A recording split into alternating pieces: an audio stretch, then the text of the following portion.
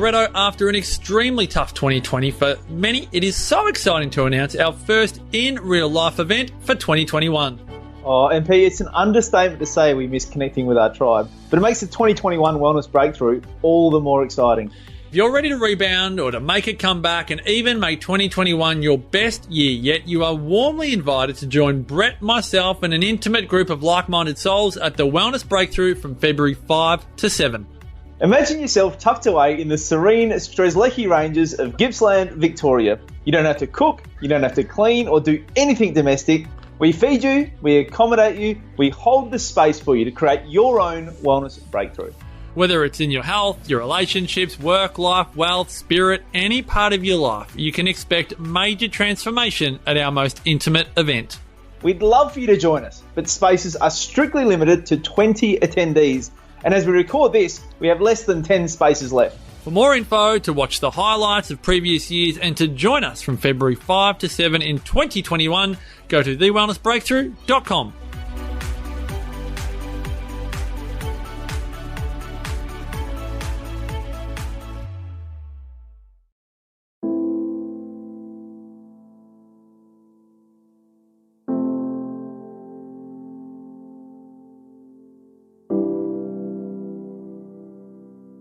Welcome to Nourishing the Mother, where inspired women talk about the journey of motherhood through the common thread of parenting, relationship, and sexuality as a path to consciousness. We ask, in what ways can we show up more fully, live more meaningfully, parent more wholly, and love more unconditionally? How can we mine the wisdom from the experiences of our lives and expand into those challenges? If you are here, you care about paving a path of conscious and intentional motherhood, connected with yourself and your gifts, and also illuminating your children in theirs, so we may raise more whole humans who can impact this world in a more humane way. And if you feel like giving a little back to this free content, please become a patron of the show and receive extra member benefits for less than a coffee a month. Or you can leave a review on iTunes and Facebook, all of which helps the podcast keep going and reach more mamas who need this type of tonic for the soul. Head on over to patreon.com/NTM podcast to find out more. We are Julie Tenner and Bridget Wood, and we are so grateful you're here.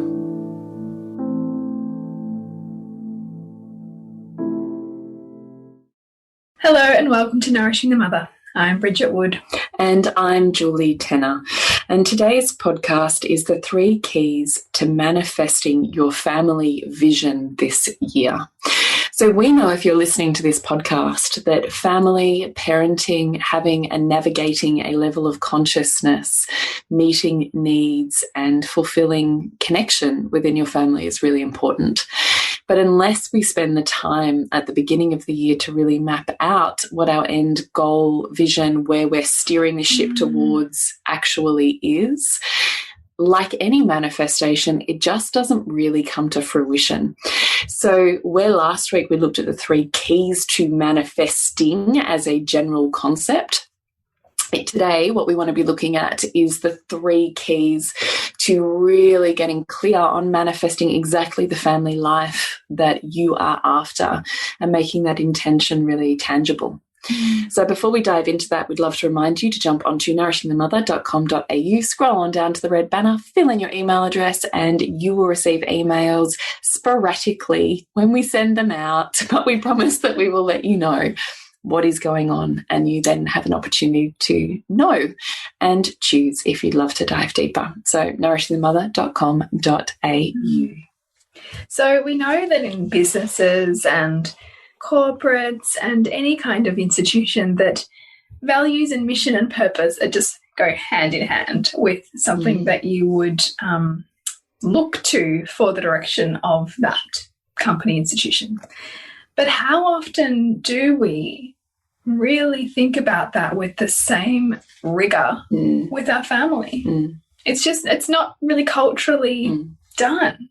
And yet it's really powerful to do in terms of setting the values that you want to raise your children with, in terms of planning your experiences together, in terms of how you collaborate together so that everybody feels good in the home, what boundaries look like, all of these kinds of things. If we actually set some intentions around and goals around and practices around, actually bring a lot more ease into and fulfillment into a family. So that's why we want to take this podcast. Yes, it is. So where we want to start is key number 1. Just like where we reviewed 2020, what we want you to take stock of and take a conscious cup of tea for, rule up your piece of paper with a line down the middle, and on one side what's working and on the other side what's not working. And just spend some time just to spitball. Just you want to throw out everything onto the page.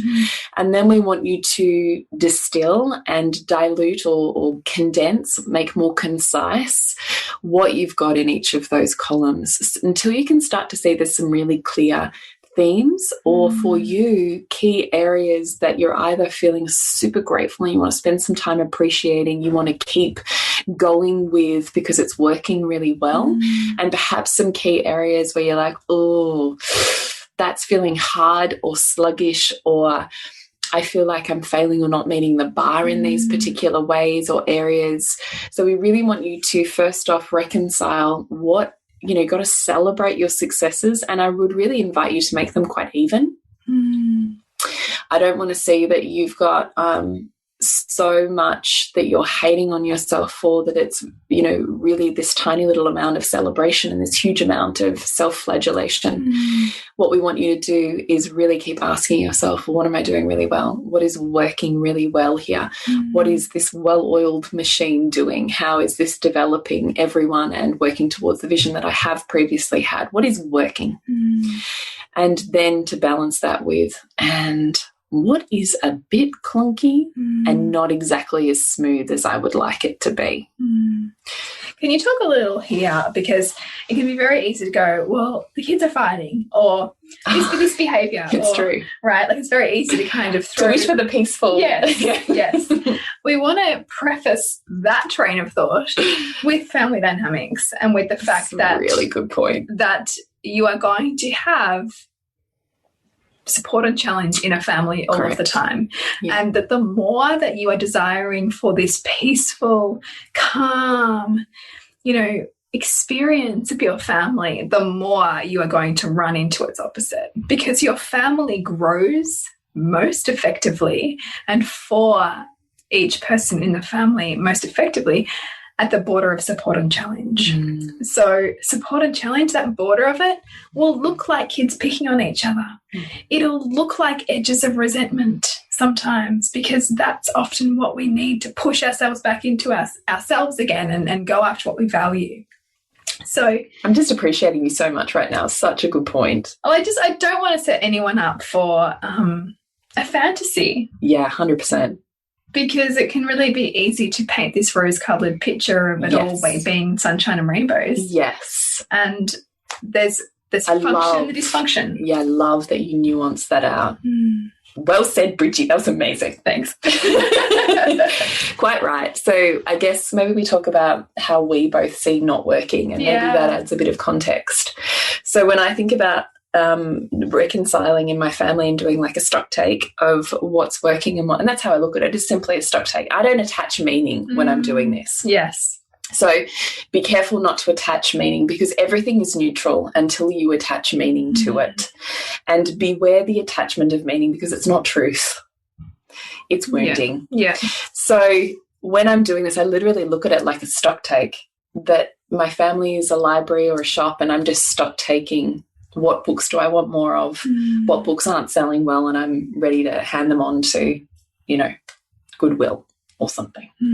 So I really come at the vision of that as fairly non-emotional, because I'm not looking for being clouded by my own wounding and projections. I'm simply wanting to survey the land.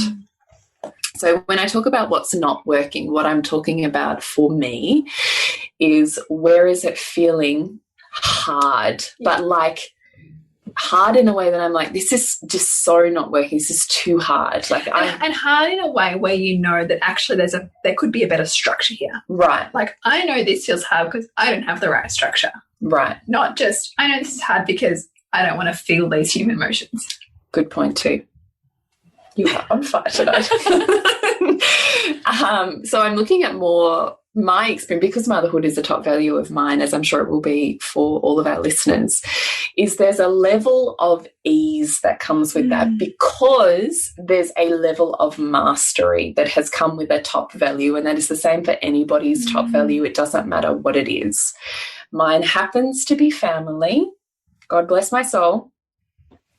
Which means I know what it feels like to feel fulfilled even when it's imperfect, and what it feels like to feel satiated even when it's not perfect, and what it feels like to go, no, I've got this shit, we're good. So if it's not that, then I'm going, no, there's something that has to change here. So let me look at that. So I just want to look at what is, because really for me, I think that motherhood should feel relatively effortless, not in the point where I'm like, oh, my life's so great and I'm skipping around like rainbows and everything, but a sense of ease with, I've got this. This is working. We're good here. Not a sense of I'm strung out, wrung out, overwhelmed to the point of not knowing who I am anymore. Not that. I know that doesn't have to be a reality. And I know that I can gain as much fulfillment and sense of self out of motherhood as I perceive I lose. So if that's not in equal balance, if not tipped more, towards fulfillment, then it's opposite, that I know something's not working there. How would you explain it? Yeah, much like that. That it's really about looking at the whole, everybody in the family, about the unit, about how we're flowing with each other, and also how we're flowing in the home, and where my kids are also at, like developmentally. Like, is there something that I'm not accounting for, and that's why it's feeling hard right now, or is there an area where somebody could be stretched more to help? Us all to work step as a up unit. Yeah, like so. For instance, like my 7-year-old, am I stretching him enough to be able to grow the family as well? Yeah. And how are everybody's needs feeling met right now? Like, how am I feeling within myself, and how can I see each person within the unit feeling within themselves right now, so that there is a level of respect for the individual, for each individual, and their growth and their interests, and of course my own. Because like you said, like, if you've got to the point of feeling completely wrung out and overwhelmed, you've missed your own boundary. It's not working. Yeah. So the idea of creating these kinds of audits is really so that you know that point within yourself, and you know that point at which something has to change because it's no longer working. And you'll hit this, quite often, I think, in the early years, where you know that maybe co-sleeping is no longer working anymore, or you need to change things up so that you're not always the one who wakes up to the baby in the night, or there's some additional care needed for, a child who is needing more stimulation and you can't provide that right now. Whatever it is, maybe you need to become honest with yourself and see where where the ideals or fantasies that you might have had for yourself are no longer true for who you're becoming. And so what do you now need? That means that there could be an identity shift that's happening for you, that you need to create space to be with as well, and to move through. So it's kind of how it looks for me as well. Okay. So when you've done your stock take of what's working and what's not, it allows you to survey the land so that you can get clear on where you're focusing your intention or intention. I think you kind of touched on it. But then what we want you to do is then write down or put in a table each person's name within the family. And you may choose to include your partner or not include your partner. It's entirely up to you. You could just do your children if that's what you would like to do. And then, in Bridget's words, reckon who they are and where they're at, and where they can be better supported or stretched. Do you want to talk about what that means for you? So for that, I think a lot about probably my 4-year-old who, classic middle child, they kind of tends to get squished. I wish it wasn't like a thing, but it is. It appears to be a thing. Yeah. So my middle child also probably has the most challenges with regulation as well. So she's one that I'm looking at fairly regularly in terms of what does she need to feel connected to herself, and how can I scaffold around her to support that, while also ensuring that she is cultured in the self-responsibility that I want her to have in our family and that I expect from her 7-year-old brother. That I don't discount the fact that it's actually often really hard to get her to do the cleanup, like to get her to flip into like what I need from her because of her brain. But ensure that I'm, for example, supporting her to be able to contribute and it not just mean that, oh, don't worry about it, it's easier to not get her to, you know what I mean?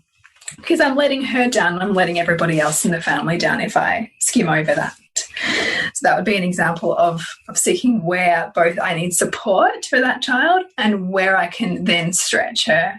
But I need to make sure that she's not hungry, that she's not too tired, that she's not all of these other things that are already going to limit her capacity to be stretched.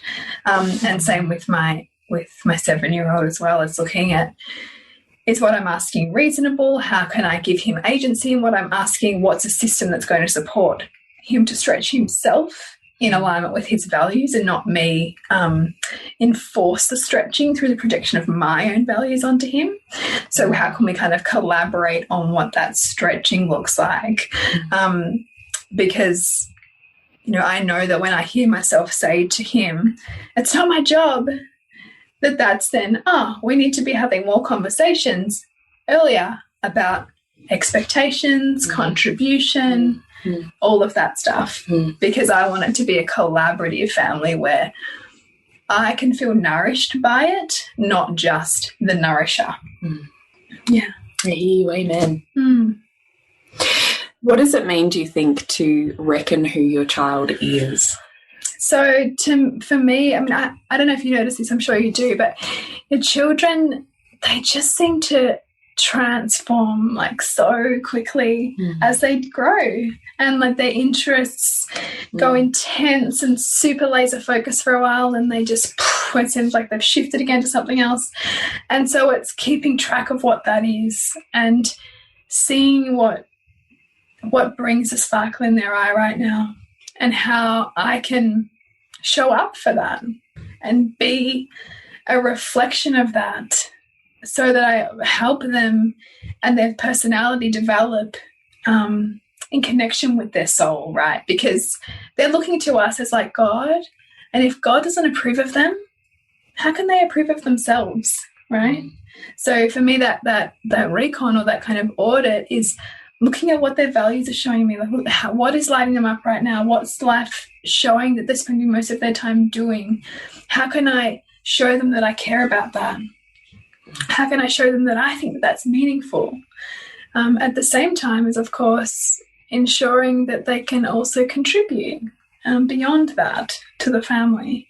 But it's just an observation practice of noticing like where they're spending their time, their energy, what they're wanting to talk to me about, and practicing really having that spaciousness to value that too with them.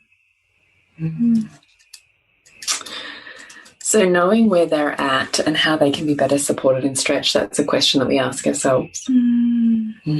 Yeah, and seeing where they're struggling, so seeing where they might be struggling socially, seeing where they might be struggling behaviourally as well, like sibling dynamics in particular, like what sibling is, where's the niggles at, for example, who maybe needs to be stretched in terms of friendship dynamics a little bit, who can I put around them maybe that would help awaken something in them that I can see is a little dormant, for example. and where can I see them feeling like, you know, my son sometimes will be like, oh, it's too hard, like, you know, the dishwasher. My instant reaction is like, well, I haven't given you enough things then. You know, it's like, if it's feeling too hard or it's feeling overwhelming, how do we chunk it down but also build you up to meet more as well? Because if it just feels hard this little bit, then you need more skills to be able to break that down and for that to feel achievable, and then broaden. Because I have to think, you know, children can contribute so much and can do so much and derive a lot of self-worth out of their ability to contribute. But if we take that opportunity away, they can also just as easily become very happy to receive as well, and very happy to have everything done for them, which I think lets them down. So, yeah, just seeing where those edges are with each child as they get older particularly and they become more capable, I think is important. Yeah, I love that. I love that. I actually just love having this conversation and just having the refresher and the reminder. I think it's easy too when we're kind of operating on autopilot that we can like miss like things, like miss, and also sometimes if our life is busy, it can be so much easier to just do things. But you know, I don't think it helps them to. I mean, and this is from a void myself, because my dad, I just feel like my dad just used to pick up after us. Yeah, you've said this many times. Yeah, and so even my mum and I were talking about it, like it was really his way of showing his love. It was really an expression of love for him. But I can see how for my brother and I, it was, we could have like done more. You know? Do you see that as detrimental to your life though? I don't know. Maybe I do a little. I mean, I don't know that it was, because we were also like teenagers, and I remember working a lot, and it wasn't like I wasn't sitting on my ass. You know, I was working and stuff. But I just really would like my kids to be able to see beyond themselves. You know, like see beyond their immediate need to what other people might need. Yeah, I get that. And so I think the house is a great training ground for that. Maybe it's a great training. Sometimes I wonder, are we ever going to get there? Yeah. And then also like, and is it, at what point do you just go, it's too hard? Like just. Yeah, I do. Yeah. I do that wrestle between what is developmentally realistic. Yeah, versus I'm asking my children to develop aspects of the self, which I'm not saying they can't be developed, because I also recognise that there's potentiality in anything that we're exposed to, right? Yeah. Versus what I know there's plenty of adults around us who do not have the capacity for. But is that because they're underdeveloped? In that. Yeah, because the adult is underdeveloped, or because the child's underdeveloped and not ready. You know what I mean? I know, and it's a wrestle. And then also I kind of go back to like my mum's story, and like the fact that, you know, she was like 5 and like making all of her like brothers and sisters, like her 11 brothers and sisters, you know, like lunches, and like there was no indulgence. But then this part of me is like, damn it, you're capable. Like, but then the other part of me is like, but I also don't want you to have this emotionally wounding experience. You have to be capable. Yeah, no, I know. It's always something I wrestle with too. And I laugh at myself, but I find myself going, do you know when I was your age? Yeah. And I'm sure I hated every bit of that when I was little. And yet I can't help. I'm like, do you know when I was your age? Oh, I think there's a part of that just comes in when you feel a sense of entitlement. No, like it's, when you hear an edge, there's an edge of entitlement, or an edge of kind of like inability to see wider. You just kind of like to give that little reminder sometimes. Yeah, sometimes you do. I often think about this in terms of education, funnily enough. Like even as we were going through this, I'm like, yeah, okay, I could actually take better stock of sibling relationships and what they actually need, because I largely just kind of step back and let that play out however it needs to play out, and only mediate if it's absolutely necessary. Yeah. But I could have a level. That's not true. You mediate a lot. Do I? I think you do. Oh, I think you do. Maybe my radar's just off. I think you do a fair bit. I know. From a neurobiology point of view, the idea is that parents really only step in if there's about to be blood. Like, well, I probably step in a fair bit before that. Yeah, you step in a fair bit before that. Because in terms of like the family unit and the way the kids are setting each other up to feel what they feel, and the siblings are trying to work out infatuations and resentments and order, and there's so much unseen stuff that parents can't really understand, that there's a different language that children are trying to establish and integrate. And so there's wisdom, you know, in their conflict, and I totally get allowing them. But then also, obviously... And also to handle it. Like, I also just think there's a certain skill set in being able to, you know, like water off a duck's back. You can only do that out there if you've learned that skill in here. Yeah. Because otherwise you're mortally wounded out there. So true. Yeah, if you try to make your kids super, super supported and, you know, have all of this peace inside the home, and you don't allow sibling conflict, or you shut it down really quick, the conflict will just come outside. Comes outside, and they don't then have any type of support, safe space or skills for handling that. So I don't see it as better.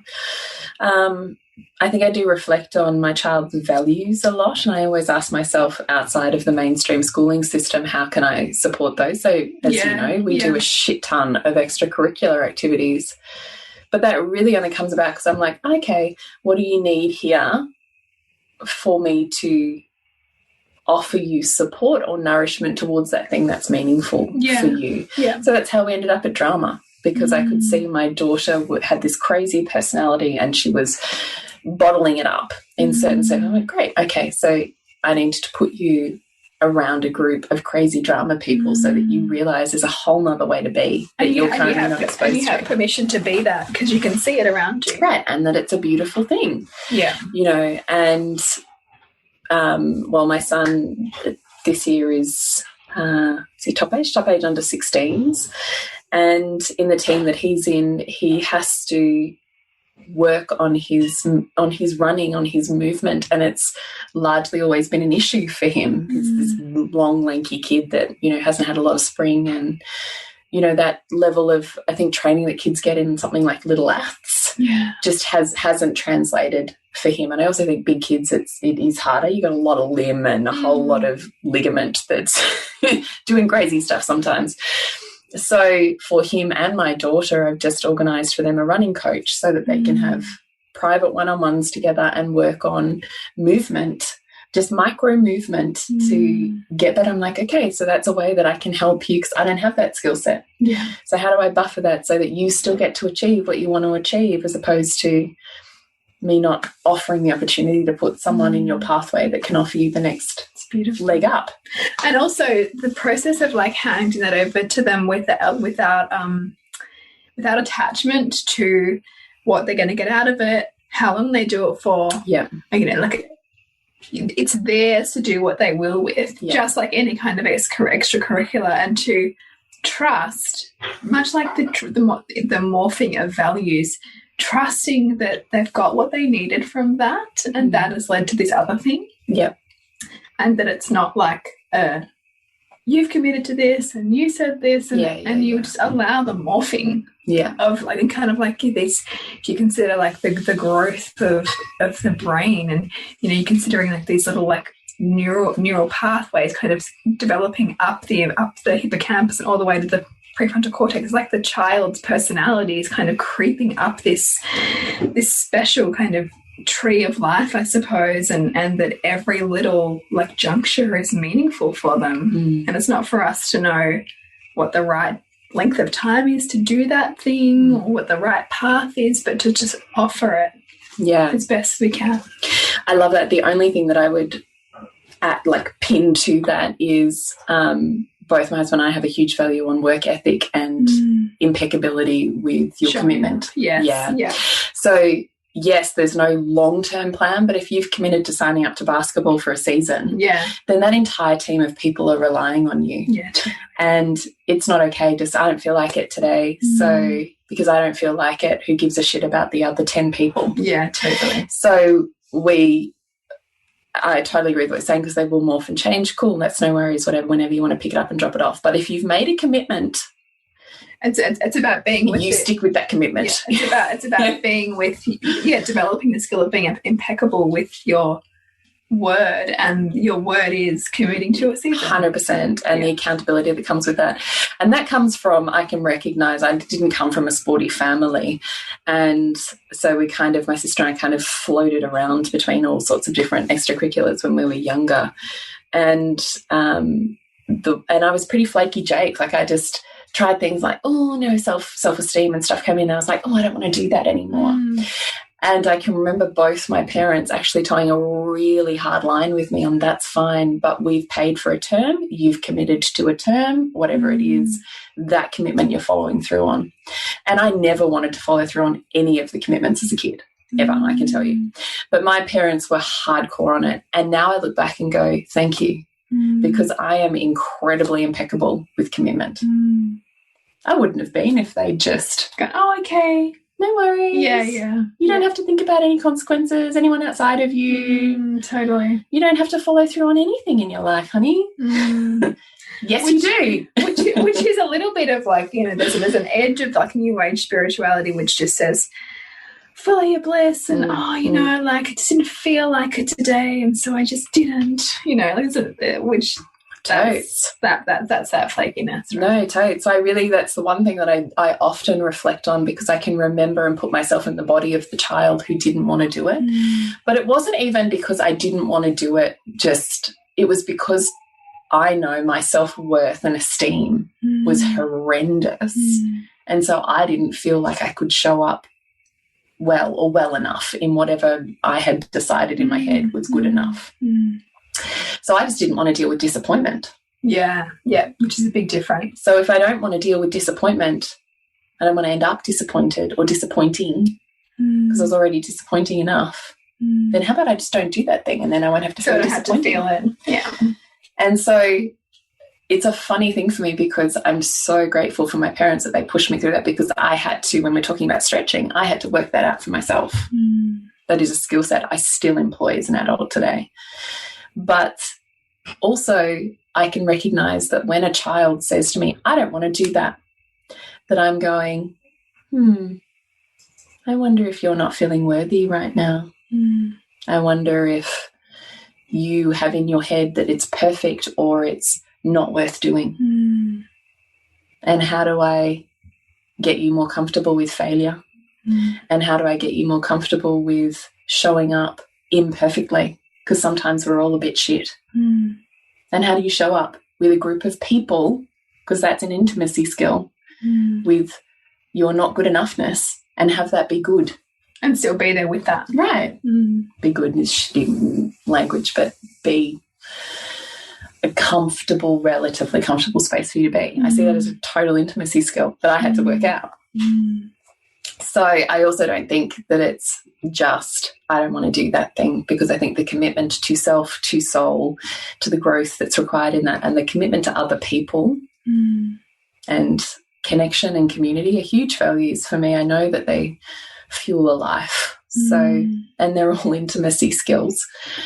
So it's true. It's so true. I just really think when it comes to commitment and impeccability, sometimes we don't want to fight the fire because we're like, it's too hard, they don't want to, blah, blah, blah. I think it's probably deeper than that. And sometimes also I think, that we've got to admit to ourselves too that it requires us to stretch into our own discomfort, and often there'll be our own childhood wounding there too, of like feeling left out, or feeling not good enough, or feeling like no one's going to pick us for the team, or feeling like we're always benched, or whatever that is. Which is why I don't turn up to anything.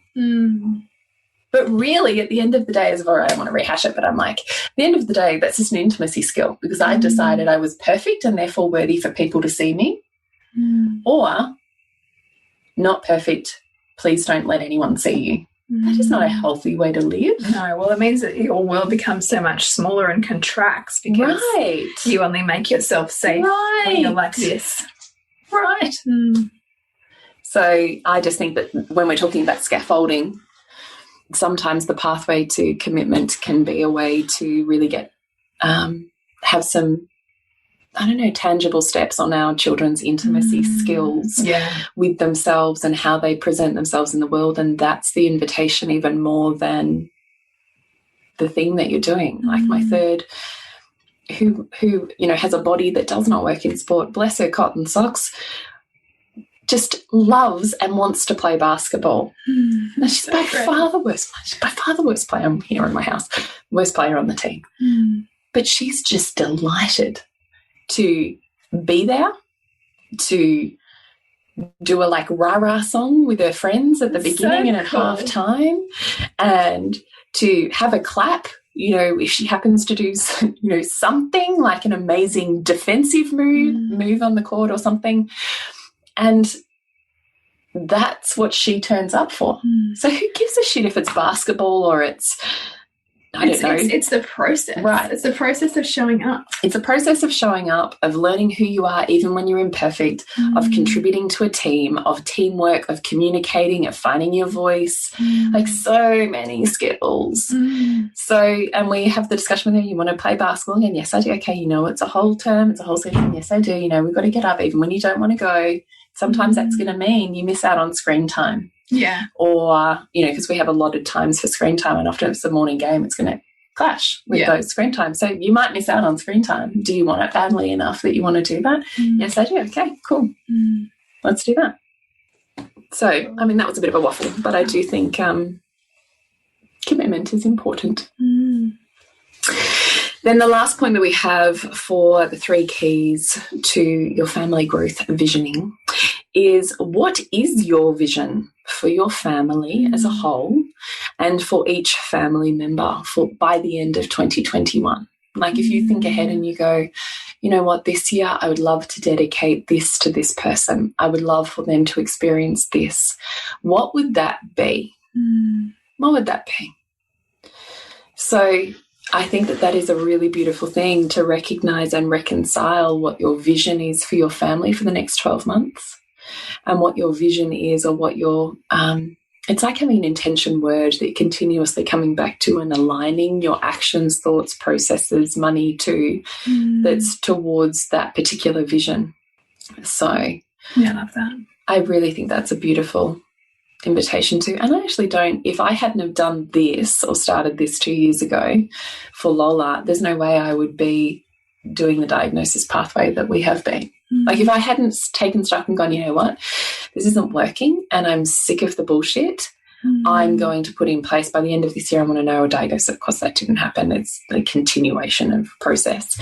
But it's a process. And this year again, I'm like, I need to get to the bottom of this, and we need to have a clear set of structures put in place for you. If I hadn't started that, it wouldn't have happened. The education system wasn't doing it. Yeah. She would have just been...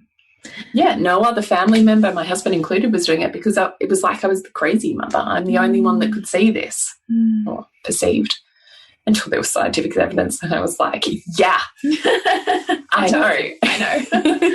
Yeah. So having a vision for your family and each family member, I think, is really important. Like if you could focus one thing for them, if you could wish and want and hope and desire an area of growth for each of them and for your family as a whole, what would you like to dedicate 2021 to? And how do you continuously return to that word or that vision when you're feeling, wayward or making a decision? Have you chosen a word for the year? No, because I haven't done our process yet. Okay. And I really, I want to do the ceremony tomorrow, and then, which I know for you guys has already happened when this podcast comes out. I like to follow our process. Yes. So I wanted to do the ceremony, say goodbye to last year. And then I wanted to work through the workbook, because I do think it's really good. And me too. The reason we created it is because you and I do it. Yeah. So I look back at my one from last year and I go, oh gosh, funny that family connection and fun had to happen in lockdown for how many months we were in lockdown for. That is funny. Have you achieved, have you done a tick off from your last year's manifesting? Yeah, mine wasn't pulled down to single outcomes. Mine was more subject areas and moving towards outcomes within each of them. So yes, there's not an area that I haven't fulfilled. They're all fulfilled. If I look at and I even remember you, me and Amelia, actually, when we caught up at the end of last year, end of 2019, and we talked about, like, we were in this process, and I was like, I definitely want greater intimacy with my husband. And that was a really conscious one, and, like, that's just been, like, exponential, which has been amazing. Yeah, like, there's not really an area. The only one that I'm really, like, holding my feet to the fire with is career now, which really wasn't something that I had on my list last year. So that makes sense then, doesn't it? It does, yeah. That's so cool. It is cool. No, I was really specific to the point where it was even like a dark Kia Carnival, Oh, yeah. right, Like, I was cool. like that specific. Yeah. There's only one that hasn't come true for me in my list from last year. It's New York Times bestselling author. I don't even know if that's... Is that what you use to pull yourself through, Yeah, it like, is. through the heartache Yeah, it of is. like rewriting the book? It sits on my wall. Yeah. Yeah. If not now, when, right? It's there. Who knows? I'm still going to keep it on there. Like, I don't even really care about the best-selling thing. It's just I'm such a book fiend that It feels the pinnacle of that, pinnacle. yeah, the pinnacle of that seems like the New York Times best-selling, you know, blah, blah, blah. And I kind of looked into it, and you can buy your way into it. Did you know that? I didn't know you could buy it. Yeah, for 150 to 250,000 US. Oh, there must be a lot of people that's how a lot of them have got that title then. I mean, I have no idea. I mean, the other way is you already have a certain record of, you know, anyway, there's whole other pathways. I will not be paying a house deposit. And it may never happen, and I'm okay with that, but I want to still plant the seed for it. Because if not that, what else, right? Yeah. Where else does it land? If you shoot for the moon, do you end up on a star? Yeah, I love that. I love that saying. So I think it's worth being specific. And I love that you can just tick. Wow, tick. I'm being specific this year. So good. I think even, I'm trying to think what else I had on there. Car, financial goals, book. I can't even remember now. Such a good feeling just to tick, tick, tick. Yeah. So definitely. And it keeps you focused again. It keeps you, like, it keeps you aware of your habitual patterns that lead you not to those things and how to take the action to lead to those things. Yeah. Yeah. I also don't think I've taken the action to lead to being a New York Times bestselling author. So that could be a flaw in my planning. But that's it, right? Reflecting and feedback. Yeah, it is. So we really wish you some most marvellous manifesting. And if you would love to manifest, you can jump into Soul Driven Motherhood with us for the month of January. We're focused on manifesting and pulling down and forwards our goals for 2021 before we move into February, which will be Liberate, where we declutter, clean out, and make manifest a physical form of what we're wishing to call in. So you can find out more. Soul Driven Motherhood. You will find links for in our socials, Facebook and Instagram, Nourishing the Mother, and on our website, nourishingthemother.com.au, scrolling down to Soul Driven Motherhood. Yes. So to connect with you, Jules, is julietenner.love, and you, Bridget? suburbansandcastles.com. Remember to nourish soul men to rock their family. And we'll see you next week when we continue to peel back the layers on your mothering journey. And if you want to support Nourishing the Mother and all the late nights, the early mornings, the blood, sweat and tears we pour into our art, then please go to patreon.com/NTM podcast and become our patron. As a patron, you're helping all of the cost of operating this podcast, the hosting, the editing, the transcription, helping all of that be completely covered, and joining a community who are all about honouring our journeys and continuing to open. The more support we have, the longer we can last. So become a patron. We'd love to have you. Go to patreon.com/NTM podcast. We literally couldn't do this without you. Thank you so much for listening, and please share this podcast with anyone you think it would be medicine for.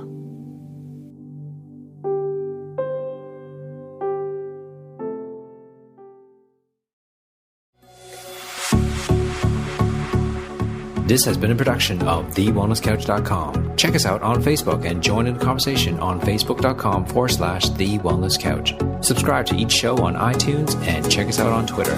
The Wellness Couch, streaming wellness into your lives. Whilst the Wellness Couch presenter endeavor to provide accurate and helpful information to their listeners, these podcasts cannot take into account individual circumstances and are not intended to be a substitute for health and medical advice from a qualified health professional. You should always seek the advice of a qualified health professional before acting on any of the information provided by any of the Wellness Couch podcasts.